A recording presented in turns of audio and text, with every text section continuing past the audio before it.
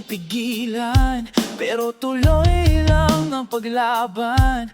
Hindi ako magpapatalo sa mundo pumapang hamon. Hindi ko kailangan ng pahintulot.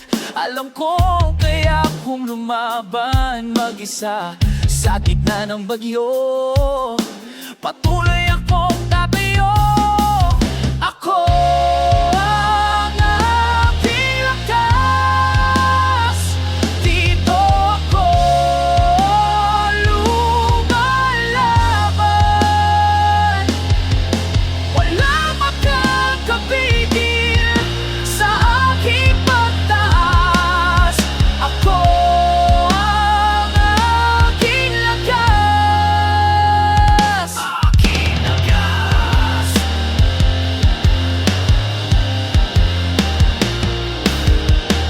Maraming hadlang sa daan, pero hindi ako masisira.